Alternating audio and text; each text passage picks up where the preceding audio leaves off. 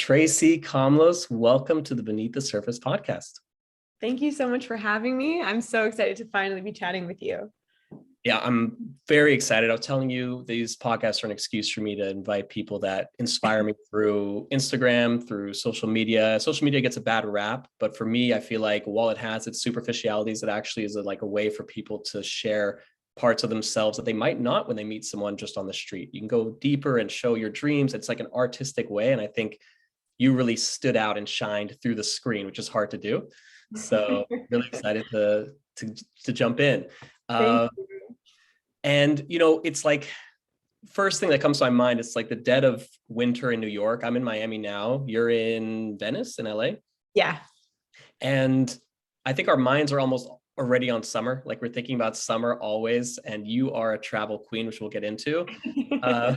But one thing is I saw you this past summer going backwards in time, traveling Europe, going on these boats and some adventure you were on. And I know it's like visa related and you're always doing cool stuff. Can you tell us maybe like a couple of highlights of that summer and what that was like? And Of course. Well, so you mentioned my visa. So I'm living in Los Angeles now. I moved here just over a year and a half ago, and I'm Canadian. And it was reaching the end of my 6 months that I was allowed to be in the US. And I was still sorting out a bunch of my visa things. And I was like, you know what? If I have to leave the US for, I don't even know how long, 4 months, 6 months, I'm going to make the best of it. So I decided to spend two months this summer in Europe. I went to Ibiza, Lisbon. I spent 3 weeks in Turkey, exploring Turkey, which was beautiful. And then I did a week-long sailing trip through Sardinia and Corsica, which was beautiful. And then I went back to Canada and I spent 3 months there while I waited for my visa to finally be approved. And then I got back to Los Angeles, actually, officially as of January 2nd, 2022. wow, congratulations. I was born in South Africa, so I was an illegal alien until I was like 8 or 9 years old. And we get an extra appreciation for being in the country. Yes, And that's so true. And I reached out to you because I was going to Sardinia too to film something right near Corsica, and I wanted to see if we couldn't make it in the end. But by the way, what does travel do for you as opposed to the joy of being settled where you are? What do you gain? Some of the things you gain from travel. It's interesting because the more I travel, the more expansive I feel, the more limitless I feel. Interacting with different people from different cultures, different languages, cuisines, smells, just like the cultural experience. For me, that's where I learn the most about myself and the world. I've never been an academic. And so, learning from books and reading in classes like that didn't really ignite my soul and my passion for life. And that's where I really found that was through traveling and actually having live, real experiences. So for me, that's why travel is so important. But on the other hand, in the last 2 years, actually, because of COVID, I really had to slow down the traveling, and it allowed me to really ground in Los Angeles. And it's been such a beautiful gift that I didn't even know how badly I really needed. And I do love now just being here, not really traveling that much, although I'm going to Antarctica next month, but I'm trying to say no a lot more to have more time and space to just be, in LA, build community, have more of a routine and structure, because I was really missing that. And I find it's very difficult to have that when you're traveling and living out of a suitcase. So I think you'll appreciate this. There's a Jewish mystical idea that why on one hand do we desire to travel when we're settled for a while, and why when we're traveling, we kind of miss home and being settled, and everything's rooted in a spiritual cause, right? So there's an idea that our soul is this earth is not its usual habitat. It's used to being in a higher state of consciousness, maybe a heavenly reality. So when it was in heaven, it realized there's a power to coming down to a body and to influencing the world for the better. And so it had a desire to leave home. But while away from home, it also misses that sweet unity and clarity that it had without all the craziness of a human existence. And it desires to be back almost in heaven, transcendent, leave. We have a part of us that just wants to leave their earthly reality, and part of us that likes to ground also and not get too high up. So it might play itself out in travel too, where I want to go explore the world, and then I also kind of want to just build and yeah. I think everything is there's always a duality, right? There's always a paradox of something. It's everything matters, but nothing matters. I love traveling and I want to explore the world, but then I really love being home. And I think it's just figuring out what your balance is that makes you feel the most aligned. And maybe not being limited in one thing actually is truth, because if you're just limited in one thing, when you're able to feel that duality in so many areas, you realize there's almost a higher than both. There's like a purpose to both. Yes.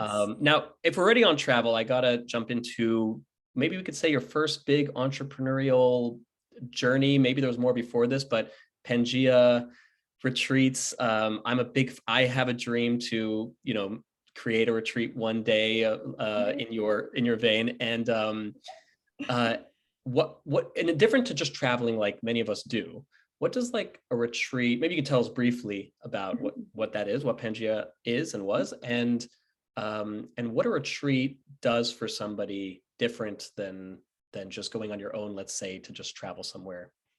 Okay, so Pangea Dreams was a retreat company, and we focused on empowering women to start, scale, and launch digital-based businesses.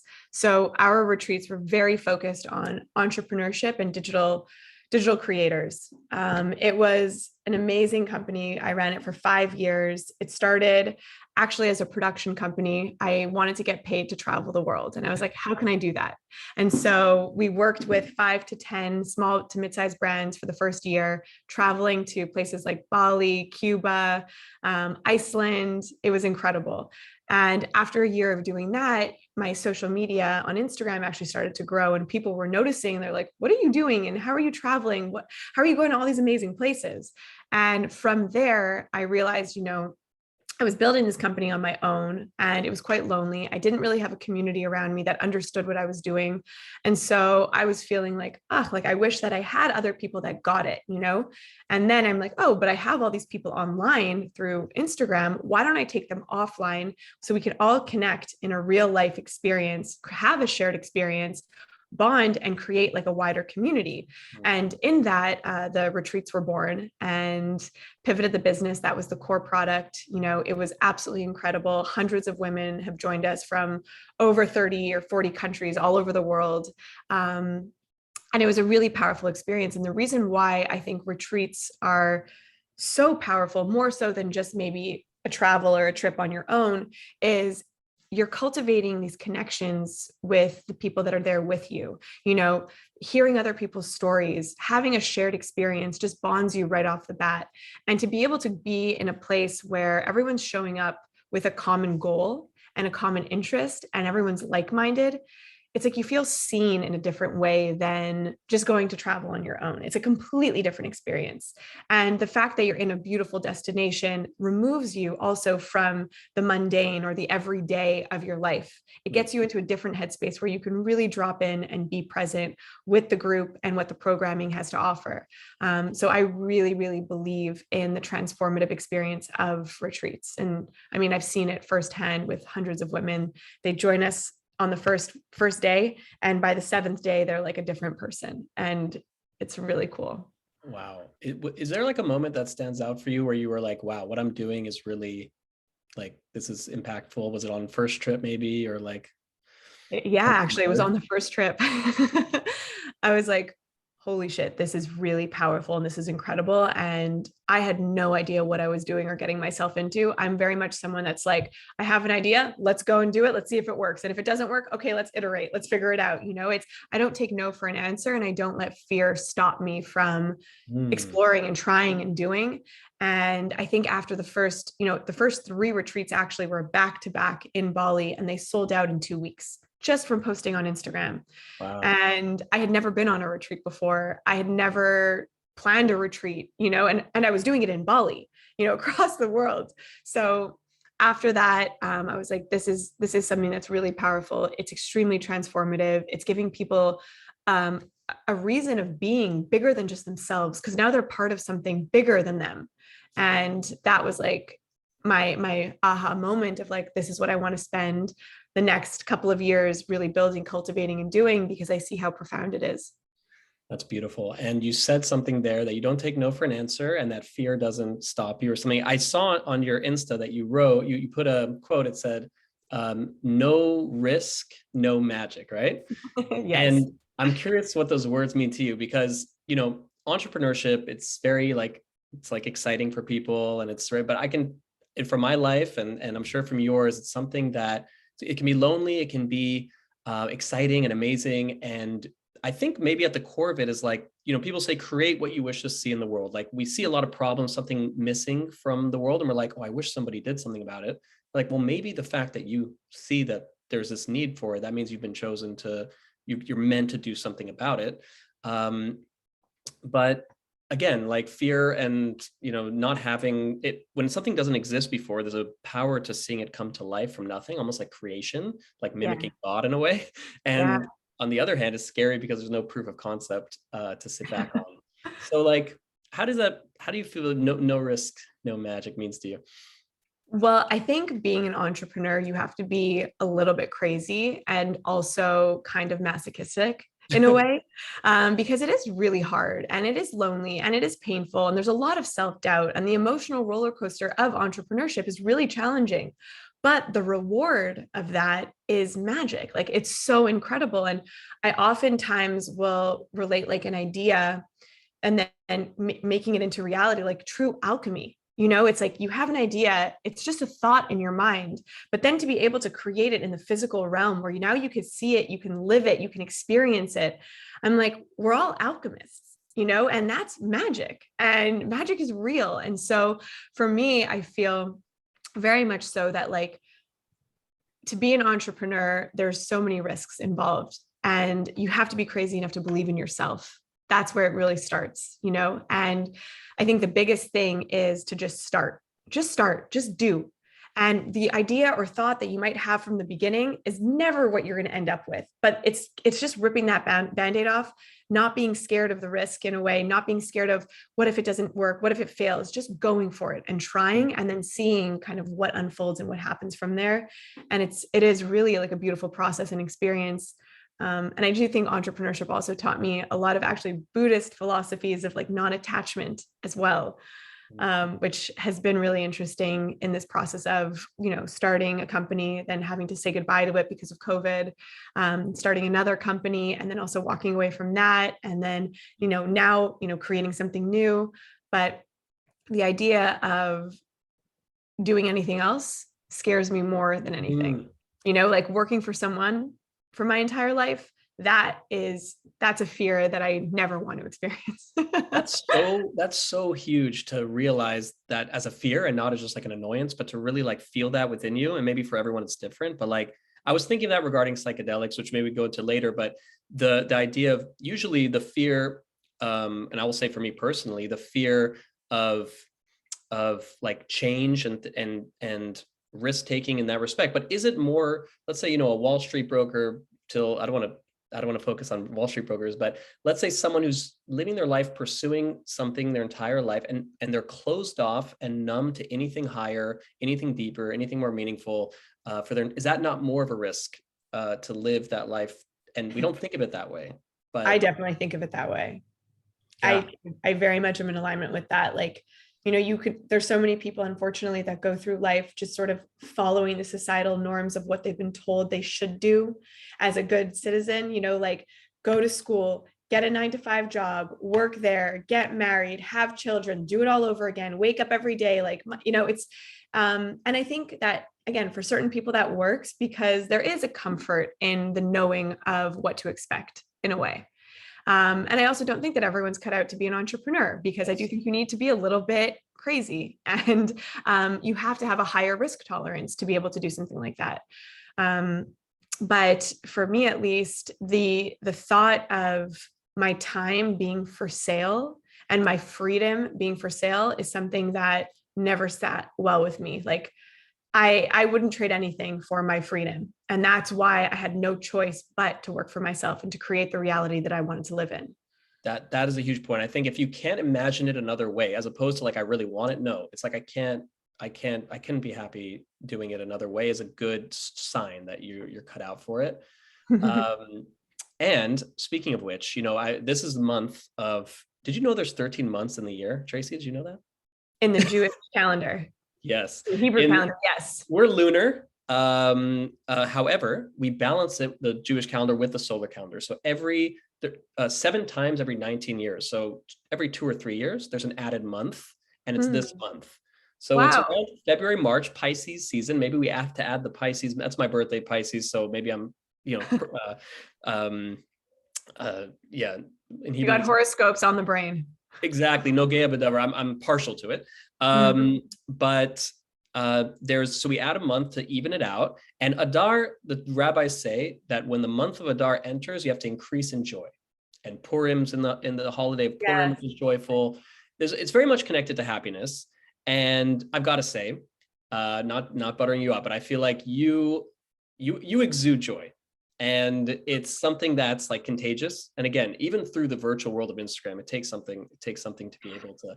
I can only imagine in person it's even stronger. Oh, And I'm guessing for you, life gets challenging sometimes. It's not always just roses. You have adversity. So my first question, in connected to the theme of this month, is like what brings you joy?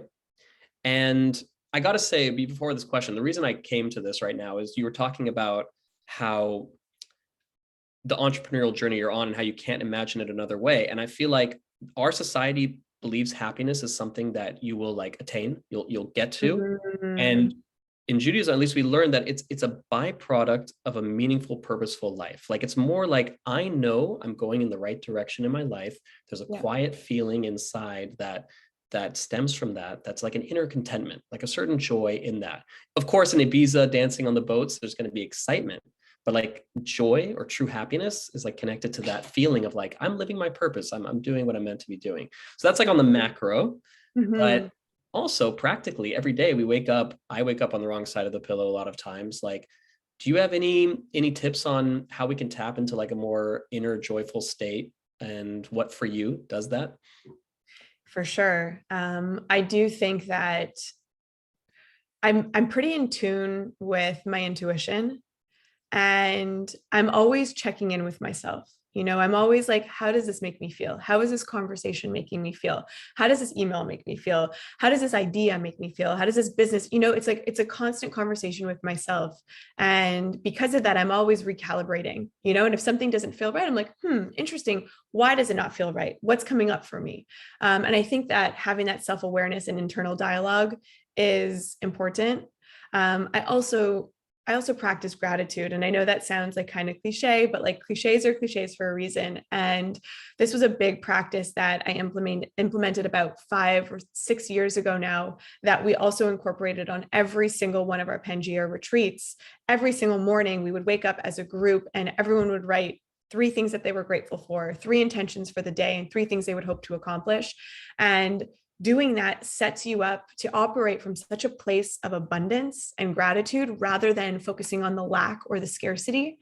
And it truly is like a muscle. And so now it's almost like I can live in that state constantly because I'm not focusing on what I'm lacking or what I don't have. I'm aware, but I'm focusing on, wow, look how much goodness there is. Look how lucky I am for all of these other things, and I think operating from that place of more of abundance, it allows you to operate in a more free manner that doesn't have as many limitations.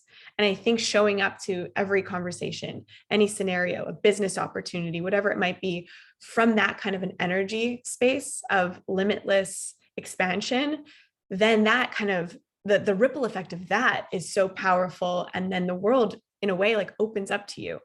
And it's a game. I really like, I feel that life is a game, and it's just a matter of like, how do you want to play a lot of the time, and again, not to say that everything is easy and I don't have my own struggles and challenges. I absolutely do. But I also choose to not be the victim of circumstance. It's more of a reframe of like, okay, this is happening for me, not to me. And if it is happening for me, then what are the lessons and learnings within this experience that I can take with me to then grow? There's so much there that you touched on. It's really truly crazy, especially as an entrepreneur, how massively different, depending on your mood state, you can see your future and what you're building. You can literally see it as a total failure, that every little thing that's going wrong, and then you can also be like, you can like be in a good state and you see everything that's possible, all the seeds you're planting, all the good feedback, what's could come. And it's crucial. Without it, you're finished. If you don't believe in the beauty of what you're of life and what you can create, it's all on you to feel that, get in that state. Otherwise, and the world is either, I think it's really like they're both not that they're both true, but it's almost like either heaven and hell is literally your reality, your state of mind. If you're down and you wake up, that's like the reality. Oh, it's so true. And I say this to myself all the time and I, in conversations, but if you want to change your reality, you need to change your mind. And going back to psychedelics, not that you need psychedelics to do this, but psychedelics are such a beautiful tool and medicine in order to really shake up our current reality to help us have a different perspective of how we may want to show up or what is the world that we want to live in. And if we can change that internally, it changes externally. Yes, the inner change is a must. And yeah, it's I was thinking of something you were saying regarding the, I'm now completely blanking on it, but you really had me going on it.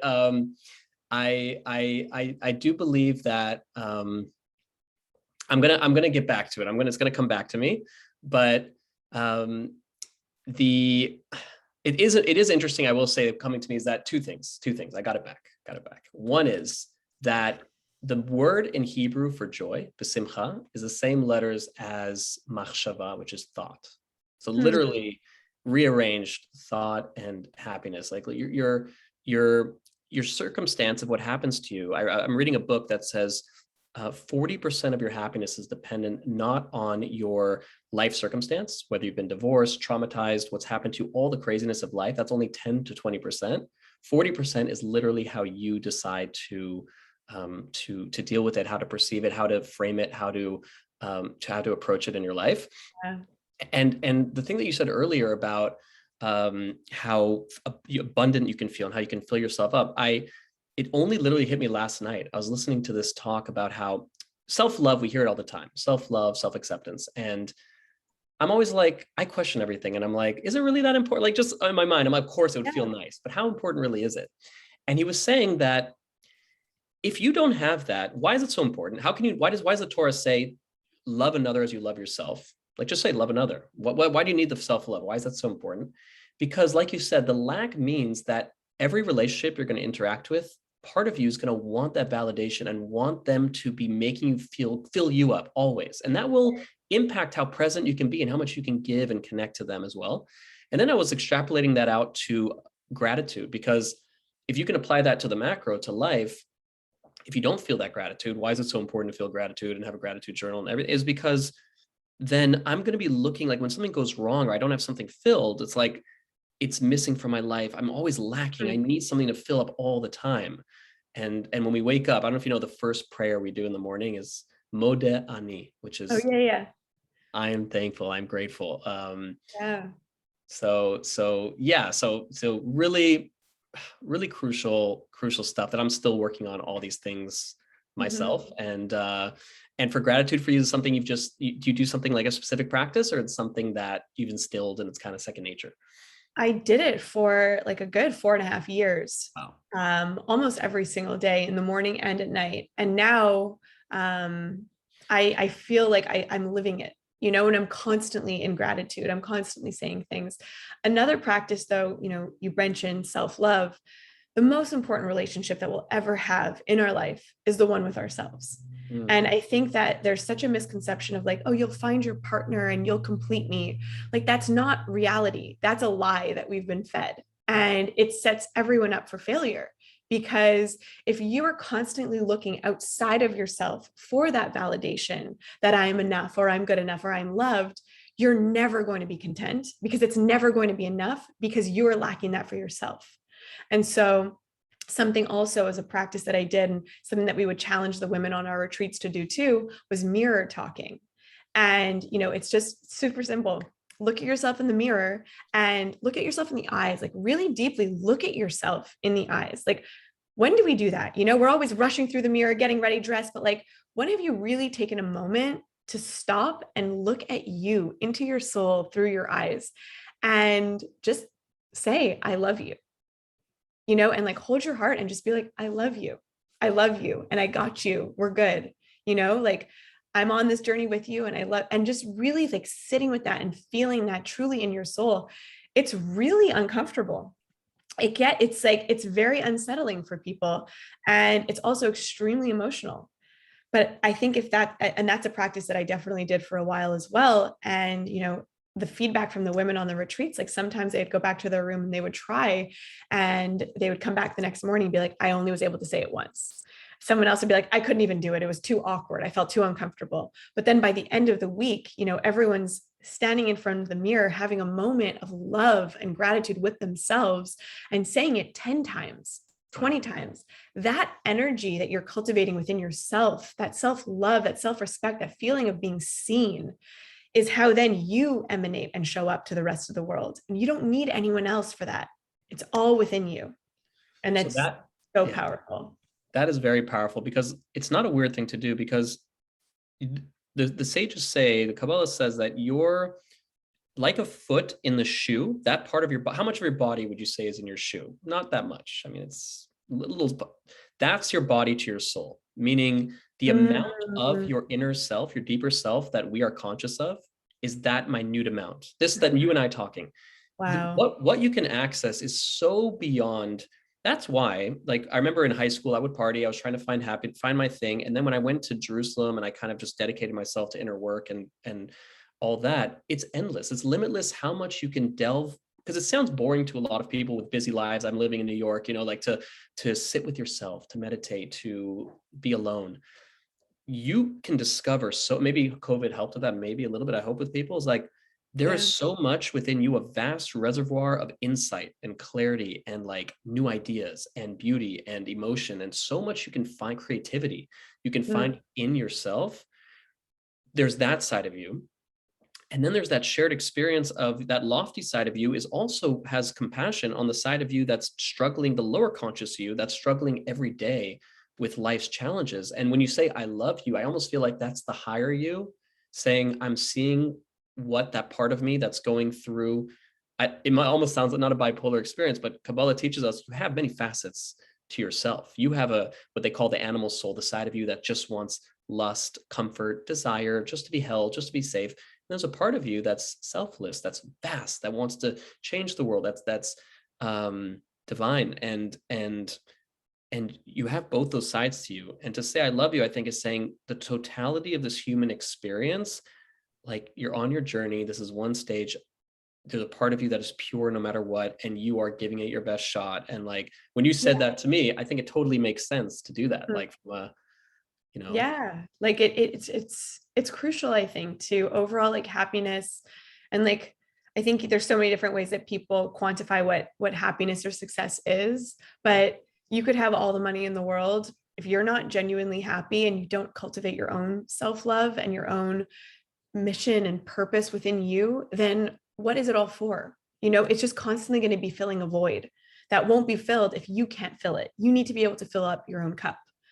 Yeah. And I think that that's really it's something that I wish we would speak more about as children. You know, like can we teach this in elementary schools and kindergartens to children? Like, how do you really stop and like hold yourself for a second and love yourself? And what does that mean? What does that look like? And what could a world look like if we were teaching children truly self-love, meditation, all of these sort of practices? And I think it's starting to happen, but what a different world we would live in.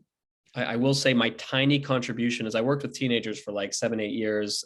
Still doing it, but it's harder with COVID. And I used to go to the schools and we would actually do at lunch break, we'd have donuts and fun stuff. But I started doing sound baths for them in the middle of this, like, Wow. I can send you video, and I would just focus on the themes, like in a guided meditation for 5 minutes, that I struggled with in high school. I'd be like, imagine the most popular kid in school and you think that they've got it all made, and like imagine them right now, how difficult they're dealing with their struggles. And like I had them think about everything, and like I said, your grades, all the stuff that we were so like nervous about, and the girls and the guy, and I think they connected with it, and they gave them just a moment just to chill and pause. in their day. And Tracy, if you want to start a school sometime, I'll send my kids one day. Maybe the future could be different. I'm hoping schools and colleges and everything, I think, are slowly going to I think shift. so. I think so too. Yeah. And I think that's something else that's important to remember is also just like stop taking everything so seriously. Life is meant to have fun, to play, to be playful, to be curious, to explore, like doesn't have to be so serious. And I think that if we can also just remind ourselves of that too, it takes a big weight off. It's almost like, like I can breathe again. So I need your help on that one because I take life very seriously. And I'll give you an example. I think we have a mutual friend, Jesse Israel. And I remember asking him, I'm like, I give talks, I get nervous. Like, how do you not get nervous? And he said a powerful thing. Um, he said, he was basically saying, it was something like full intention, zero expectation. But the idea of course, giving it your all, but whoever's meant to hear your message is there to meant to hear it. And whoever's not is not. And don't be so, like you said, be detached. And I will say the problem in that theory for me is as somebody who believes so powerfully and not just as a passion project. I believe in the mission that I'm doing in a way of like almost like a divine calling. It's like that added thing where I feel like it's so powerfully necessary that I do care about the outcome, not just in a way for me, for them. Mm-hmm. So as I'm saying it, I'm starting to realize, yeah, but if you believe in an infinite being that's controlling things, he has many ways to get the message forward. It's not all on you. So I'm already like fixing it in my world. For But sure. like, it's a bit difficult for me to not, I take life seriously because I do believe in how people are struggling. And that if we don't do something about it, like, I'm not just going to assume it's all good, you know? But you are doing something about it, right? Yeah. You are doing everything in your power that you possibly could, that you Hopefully. feel is aligned with you, you know? And if not, then it's okay. Let's check in. What more can I do? How do I want to shift this? But you sitting and dwelling and feeling bad that the world isn't doing enough isn't going to change anything, Mm. you know? Mm. And I think also something it's an interesting thought that everything is perfect exactly as it is as well. You Mm. know, it's like you can't have the day without the night. You can't have light without darkness. So Mm. you can't have happiness if there is no suffering. And so it's also something that, you know, again, it's back to the dualities and paradoxes of understanding that it all already is perfect in its chaos, you know, Mm. and in the love that it all is. But at the same time, what you're doing and how you're showing up in the world is adding to that beauty. And that's incredible. And for anyone who's ready to receive the messages, they will be there and they will receive it. And you will then have the ripple effect of changing them. Then they'll change 10 people. And then those 10 people will change another. And like knowing and having comfort in the ripple effect of the work that you're doing, Yeah. you don't even know how powerful it is. You don't even know how many people you're impacting because not everyone is going to tell you. But they might hear something or read something that you share that then completely changes the way they think about something. And then they go and now share that. And then they change the way they show up. And I think it's less about the grandiose of, I want to change the entire world. Right. But if you can change one person at a time, that then, again, it's like a pyramid, right? It starts here and then it just continues and it's endless. It's limitless. So You made trust me that. Trust that. Thank you. I love that. And that idea of surrender while giving it your all and 100% acting like you're not relying on some miracle, you're putting your effort, but at the same time, that goes back to what we said originally about the duality. You need to have both. You need to have that giving up, like, I don't really control anything. I'm going to control as much as I can. And underlying that is a zero attachment to like really controlling anything. Like whatever's meant to come and flow is meant to come and flow. And that's it. Exactly. And you made me think of your namesake because right before we started talking, you told me your Hebrew name is Esther, which your holiday is coming up soon. And Esther is one of the 7 female prophetesses in the Tanakh. And when the decree comes out to wipe out the Jewish nation from Persia, Iran, sounds kind of like 2022, but there's this decree comes out. She's in a powerful position, and Mordecai says, you know, go to the king and plead for your people. She says, yeah, I'd love to, but the king will kill anybody, even his wife, that comes without permission. You can't just show up and knock on his door. This is not Venice Beach over here. You got to have a little, permission. Not an open door policy. No open door policy in Persian palace. And he says a very powerful line. He says, what if you were placed in this position? What if the whole orchestration of events was for this moment that you were put in this moment to do? She says, you're right. She says, everybody should fast for me and pray for me. And she says, "Ve'ima vadati avadati." And actually, it's the one time when you read the Megillah where the tone changes in a beautiful, like sing-song tone. She says, "If I'm destroyed, I'm destroyed. Like if I die, I die, but I'm going to the king. I'm gonna do this." And you just, when you were speaking, you made me think of this, like, I will do my small part. I will make the vessel for the miracle. I will go for it, even if it's a small chance. Yeah.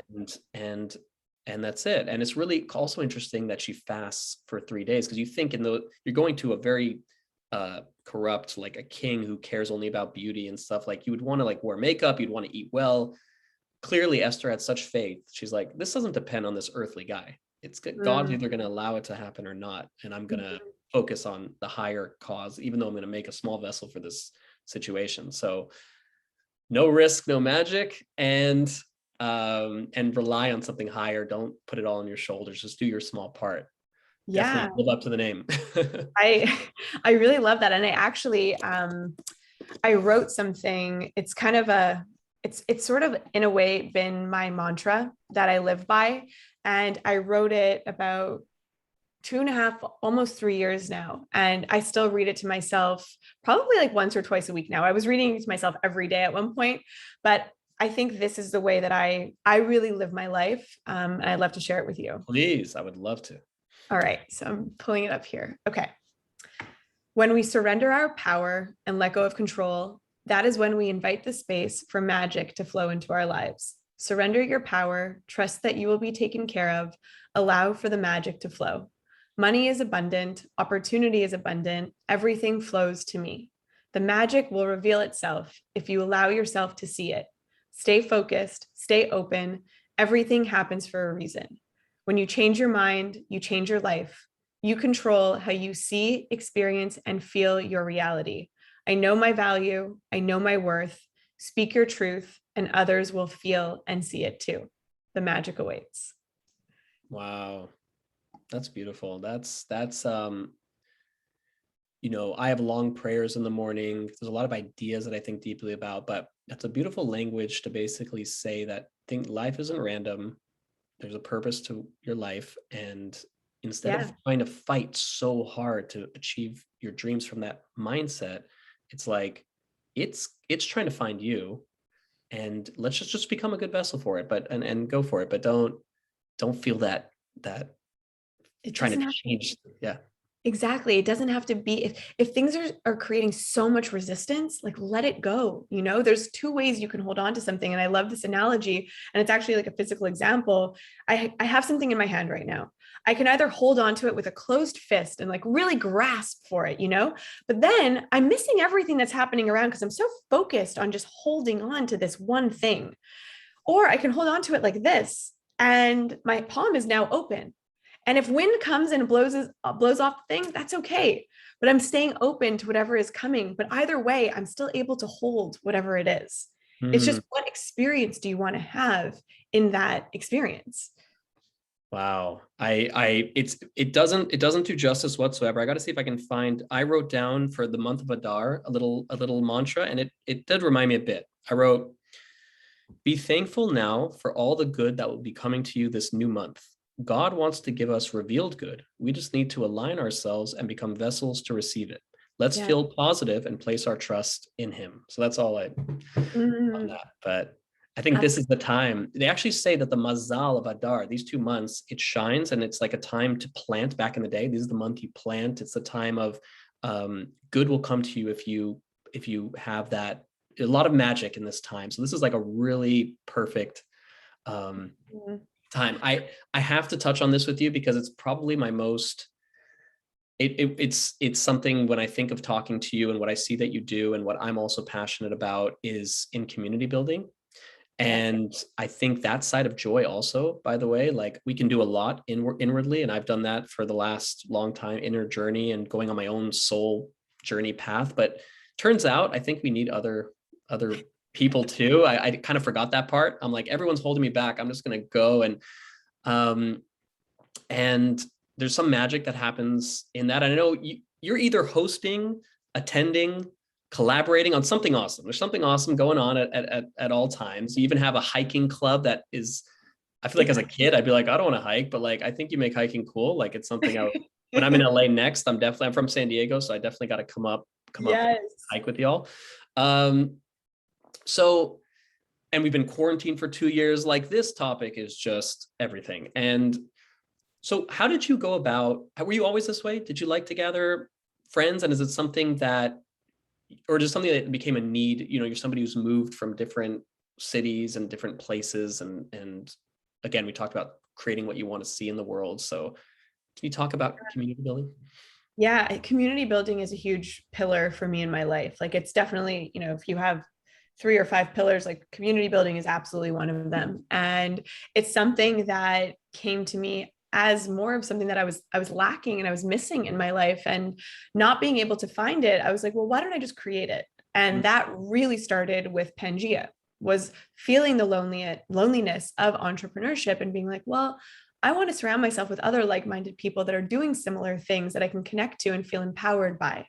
And so Pangea was my first real foray into honestly building community into a business that served and had its own functions. And then when I lived in New York, very similarly, I was traveling so much and I would come back to New York and I would be exhausted, but I would want to meet new people, and just putting yourself out there and meeting people, and then wanting an experience, but then not finding it. So I was like, okay, I'm going to now create an experience that I would like to attend because I don't want to wait for it. I'm just going to do it.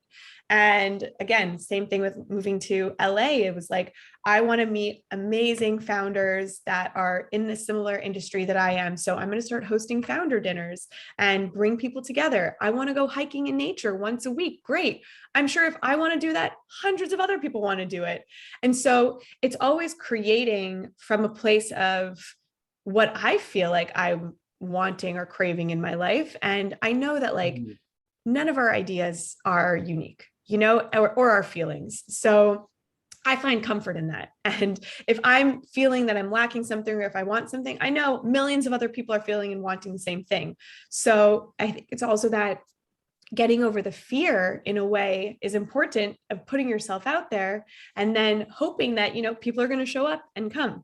But an example of that is for Hike Club. My friend Amy and I started that together. We invited a bunch of people for the first hike and no one showed up. It was just the two of us. Wow. And we were like, okay, well, we're hiking, let's do it. And then the consistency of us doing it showed people like, oh, wow, this is actually something we actually do want to be part of that. And now there's over 900 people in the Telegram group chat. And every week between 25 to 75 people show up to hike at 7 o'clock in the morning. Wow. So you hit on two beautiful, that's lovely. And you're creating, I'm sure, an outlet and a community for so many people that need it. You talked about consistency, the importance of going at it, even, and no matter how many people show up the first time, or how it feels. And you also said about I told you I'm getting over my cold. My mind is off.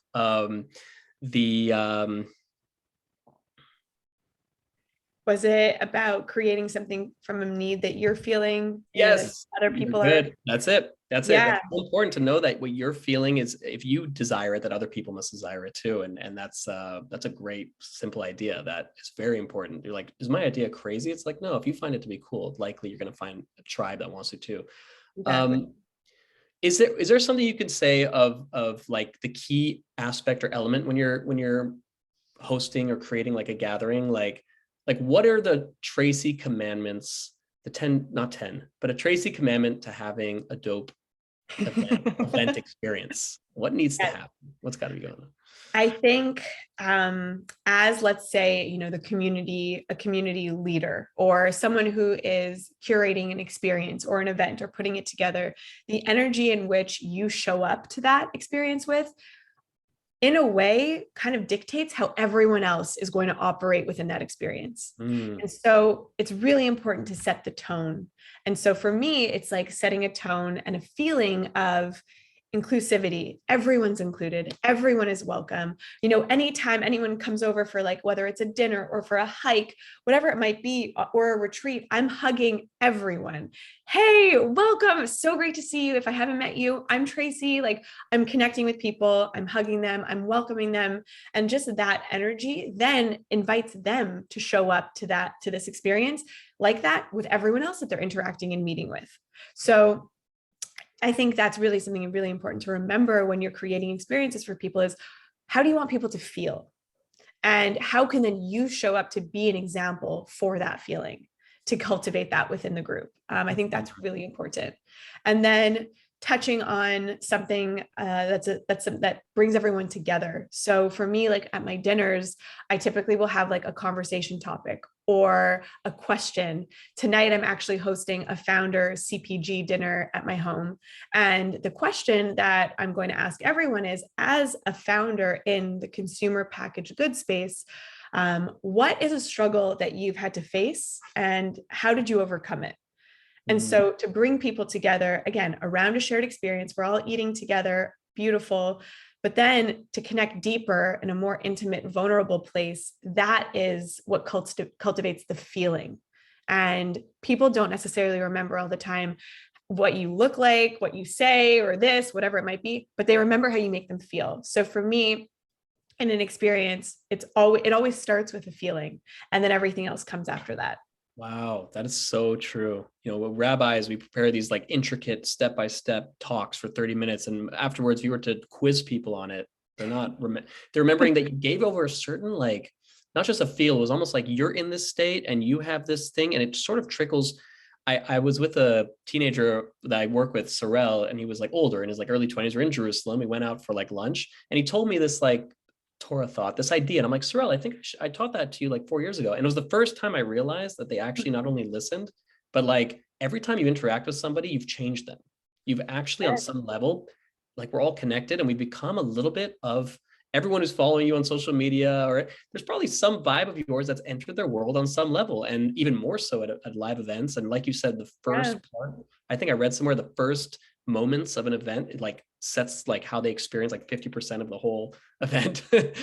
And I'm often so stressed and busy trying to set things up at the last second that sometimes I can't even like, and I want to make a better effort at what you're saying to like make sure I'm done, even on Zooms. I don't know if you know Emily Kessler, she like does on, she always shows, she plays music and dances like 5 minutes before the Zoom meditation starts. She sets the tone in the virtual event too. So it's definitely a great thing to do. I love that. That's amazing. Okay, this conversation would not be right if we don't talk about some fungi. What are we going? Either or. Think of this fun little guy. And I'll be honest, mushrooms weren't a big part of my world. You know, growing up, it was part of some things we cooked. And as I've seen a bit of, I saw Louis Schwartzberg's fantastic fungi on Netflix, and wonder. People ask me, what's your number one trait when you're going on dates, you're looking for friends? Like, what's the thing? I said, wonder. A sense of wonder is like not intelligence or brilliance, or a sense of like not jadedness, but openness to like the wondrousness of life and of our world.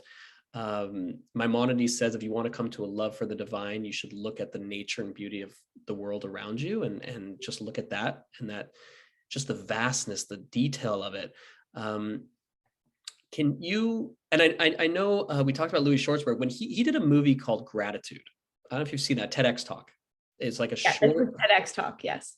Whenever I substitute taught at schools, I would somehow include that video, whatever in the lesson. I would make sure they watch this lesson. And that's what he talks about basically, is like the wondrousness of life. Yeah. And can you, even before we get into mushrooms, how did that collab come about between you and him? You're making you make a Forager Box with all these beautiful products that are connected to mushrooms. I'm a big fan of his and you. How did that come about? And what's the Forager Box? Yeah, so Louis is so incredible, such a visionary. We have been working together now for almost 6 months, and it's been incredible. So I chat with Louis probably like 3 or 4 times, maybe sometimes 6 times a week. You know, he's incredible. And By the way, Thank make sure he doesn't do still life of you every time and watch how you age over the sickness. I know he is For like those who don't know, that's what he does. the king of time lapses. Time lapse. But so I connected with Louis about a year ago. And this summer, he actually reached out to me and he was like, Tracy, we'd love for you to join the team. We really want to help build out Fantastic Fungi and have it be more of a household brand, a name that people can interact with. And so I came in and I joined the team back in September to really help strategize on what could, the Fantastic Fungi brand really be, outside of just the documentary that everyone is like loving and seeing. The documentary created a huge community globally, of engaged, curious people that want to know more about mushrooms and psychedelics and the whole fungi network. And so I came on board as a strategic consultant to really help build out the full direct to consumer strategy for Fantastic Fungi. And the first product that, I worked on and I built was the Forager Box. And it's a curated box of a bunch of amazing functional mushroom products. And it's a great way for people who maybe haven't experienced functional mushrooms to try, explore, and discover different ways that you can incorporate mushrooms into your daily routines. Wow, I love that. Yeah. What are so special? I know I could probably open up a 2-hour long talk on it, but like some highlights of what attracted you to getting involved in the mushroom space and what's so great about them. For sure. Great question. For me, my journey with mushrooms actually started about 6.5 years ago. I had debilitating eczema all over my face, my neck, my arms, my hands. Like I was so physically uncomfortable in my skin. It was like it was crawling and itchy all the time. Sometimes I wouldn't leave like my apartment for weeks when I was living in Toronto and New York. Like I was so uncomfortable. And I started, I went to a bunch of doctors. They were all like, oh, put a cortisone or a steroid cream on it. And I was like, no, that's not the solution. I know there's something wrong with me. I don't feel good. Like I don't feel right. I don't think it's just a skin issue. So I decided to become my own citizen doctor, take my health into my own hands. And I started really diving deep into learning more about functional medicine, listening to different podcasts, reading different articles, books. And I self-diagnosed myself with a parasite and extreme inflammation in my body. And my gut was like totally destroyed. And so a big part of my healing journey, which is what I learned from all of these functional medicine doctors, was the ability to use functional mushrooms as a modality to heal different autoimmune diseases and inflammation in your body. So I started incorporating reishi, turkey tail, and chaga every day into my routines. And after a year of a lot of I changed a lot. I don't drink alcohol. It's been also over 6 years. I did a week-long Parasite Cleanse where I fasted for a week and just had juice and different herbs and supplements, and a worm came out of me. Like it was insane, but I was so dedicated to my healing. And again, I really, really attribute a lot of the healing to functional mushrooms and the power that they have to really heal and nurture the body from an inflammation standpoint. So yeah, I cured myself and now it's been 5 years and I feel amazing. You're right about the parasite. I was right about the parasite. I was right about my gut totally being destroyed. I was right to know that like your skin is like your body's last defense mechanism it's like yelling at you. But if you're not listening because it's internally, your skin is like, please, I'm crying for help, and you can see it. So yeah, it was really powerful. And then, so that's a functional mushrooms. That's obviously non-psychedelic. And then psychedelic mushrooms is a whole other story. I don't know. I mean, I don't know how much time we have, but maybe you can touch on it. I do know that it's interesting. Okay, so like in Judaism, we have a blessing we make on vegetables, but of course, mushrooms are different. They're not growing from the ground properly, so we actually make a separate blessing, shakol, on mushrooms. I was reading I was also reading how what's fascinating is that when Adam and Eve, the story in the Torah of eating from the tree of knowledge, it says that one of the curses for mankind is that man will have to work the earth to eat. Notice that mushrooms are one of those things throughout history that did not have to work the land. So the sages say that it wasn't included. It was almost higher than the rest of Earth, and it was not included in that curse to the land. It's like almost Mhm. transcends the rest. So there's clearly, I think, even in our tradition, a certain power in mushrooms. And I even read that King Solomon, the wisest of men, had this book that would teach you how to heal without needing anything, just through the nature around us. And it was hidden and wasn't something that became public knowledge. But there's a lot within the world around us that can heal. We can't do the discussion, properly on psychedelics. But what are some breakthroughs or things that helped you in your experience with that? First time talked about on this podcast. Oh, amazing. I love a good first. And for it to be psychedelics is amazing. So for me, the first time I did psychedelics was about almost 3 years ago now. And I've always been, a pretty happy, optimistic person. I tried psilocybin for the first time, and I just laughed for 4 hours straight, just laughing.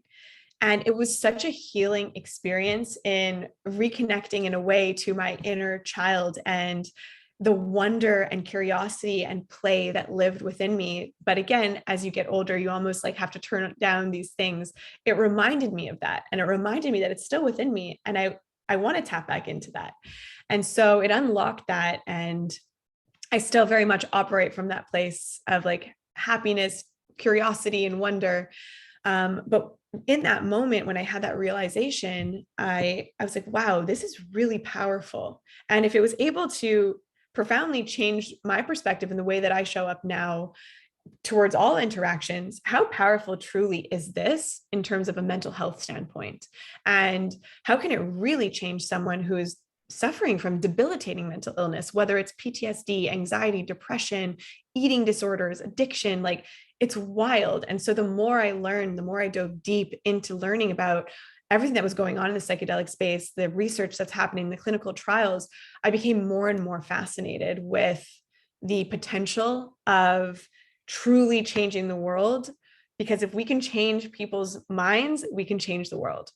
And psychedelics are so well poised, throughout all of human history to do just that. It's not, psychedelics are not new. Plant medicines are not new. We've been using them for longer than Western medicine.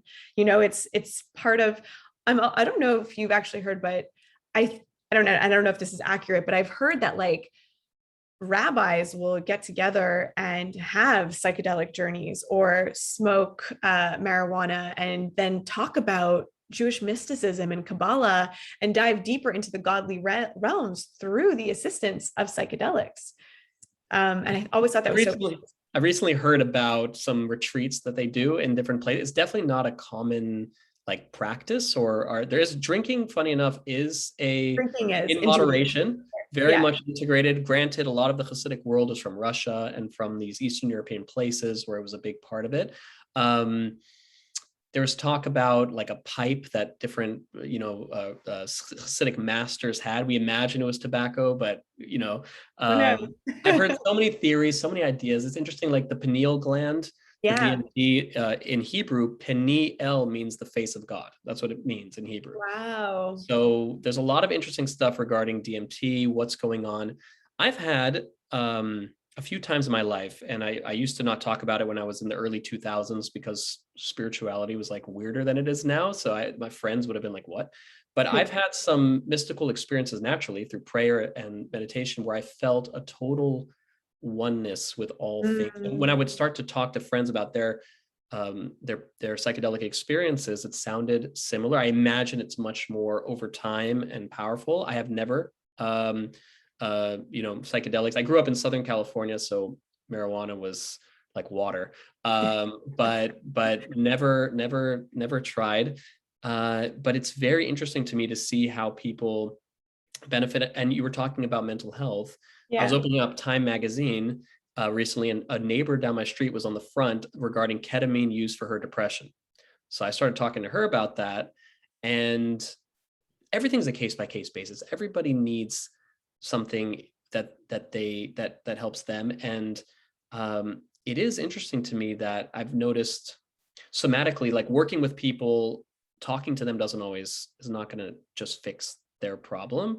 And it's very interesting to see the benefits. And like, I'm thinking, why did God put certain things on earth? Like, clearly some things you got to avoid, like just because opium comes from a natural thing from the ground, maybe it's not the best thing to dabble in. However, we see the benefits. So have you seen from your research, mental health wise, a lot of people having from psilocybin?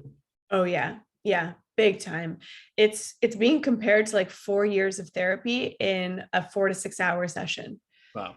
What is revealed to you, what is shown to you, the way that it dissolves your ego. I think that's a really big thing. As humans, we really struggle with the ego. Hmm. Um, to detach yourself from your ego and be in a full place, like you said, of this oneness, you're able to have a completely different perspective. Um, and again, that's why I think you can have psychedelic experiences without psychedelics, through breath work, through meditation, through prayer. That is all very, very true. And you do access your pineal gland, and we do have a natural resource of DMT. So you can have the same kind of psychedelic visuals and experiences as taking a psychedelic without psychedelics. So that's something that's very important to note, is we have, again, all the answers are always within us. They're already within us, Hmm. In a way, psychedelics is a cheat code to getting there. It's a quicker way to getting there. But again, it's so profound and it's so powerful. That's okay, and if it can be done in a controlled way where the person feels safe, they're held, they're with a trip sitter or a therapist, Yeah. and they're really working through and going through the experience with intention, and then integrating the journey in which they saw. I mean, it truly is life-changing. I think you hit the nail on the head in terms of set and setting. And so many friends and young people I know that did it at like haphazardly, as Yeah. opposed to doing anything, even if it's just a natural experience, but doing it with even something as simple as weed, or drinking, anything you're doing in an intentional way, that I think it just elevates the experience so much more and makes it something you can ground into and bring into your life. I There's one story in the Talmud where four of the rabbis, it's a famous story, the greatest rabbis of the time, they use names of God, they meditate, and they reach heavenly realms. One went crazy. One died out of love for God, like his soul left his body. One became a heretic and just changed his life around when he came. And one, Rabbi Akiva, it says he entered in peace and he left in peace. And that entering in peace, that idea of like his intention from the beginning was not to leave the earth, was to bring that incredible experience that they had down into the life after that. That back and forth is a huge, that intentionality and setting is huge, is everything. Oh, So yeah. Yeah, that's exactly, like, you hear all these people having, I had such a bad trip. It was so terrible. It was so scary. I'm like, yeah, but how much did you take? Where were you? Who were mm, you with? And mm, what was your emotional and mental state at that time? mm. And like, of course you had a bad experience. You're not showing up from a place of like reverence and peace and safety to going on this kind of a journey. And I think that's something that I really, as I step more into the psychedelic space, I'm launching a new company. I think the education aspect of the psychedelic industry is going to be so crucial, so that we can go into it with the knowledge and the wherewithal of how to really and truly use these substances in the most profound and healing way to alleviate the potential for, the crazy, like, people are going to use psychedelics in a party setting and recreationally regardless. And that's okay. That's their choice. But if we can also understand the power and the magnitude in which we're stepping into when you're going into a psychedelic journey, so that again, knowledge is power, then I think that will also create a beautiful environment for psychedelics to really, again, be the catalyst for so much change as we step into this new realm of reality. Thank you, Tracy, for all the beauty and health and good vibes and mental health and good things you're bringing out into the world. And what do you want to share? What's up ahead for you? Where we can find you? All the latest and greatest Yeah. things that are going on in your life?